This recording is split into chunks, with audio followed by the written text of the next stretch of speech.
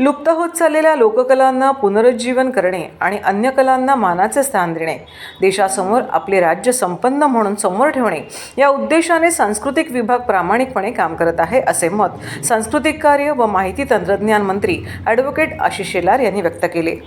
बाळासाहेब ठाकरे कलादालन येथे 2 दिवसीय श्रमिक कलावंतांच्या कला महोत्सवास सुरुवात झाली आहे. ॲडव्होकेट शेलार यांच्या हस्ते उद्घाटन झाले.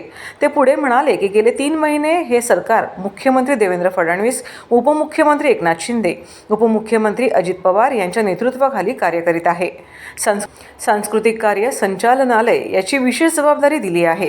गेल्या 80 ते 85 दिवसात या विभागाच्या माध्यमातून मी 170 कार्यक्रम केले. संस्कृती संवर्धनाचे, प्रचाराचे, प्रसाराचे, कलावंतांना संधी आणि स्थान देण्याचे काम या कार्यक्रमातून करत आहे. येऊ घातलेल्या आर्थिक वर्षात 365 दिवसात 1200 कार्यक्रमांची रचना केली आहे. श्रमिकांच्या कलाकृतीला, उपजत गुणीवृत्तीला श्रमिकांच्या कामांची जोड आहे, म्हणून कार्यक्रमाचा सुगंध वेगळा आहे, असेही ते म्हणाले. यावेळी खासदार नरेश म्हस्के, आमदार निरंजन डावखरे, भाजप ठाणे शहर अध्यक्ष संजय वाघुले, संदीप लेले, सांस्कृतिक विभागाचे सहसंचालक श्रीराम पांडे, समर्थ भरत व्यासपीठाचे संचालक सुरेंद्र वैद्य, उल्हास कारले, मुख्य कार्यकारी अधिकारी भटू सावंत आदी उपस्थित होते.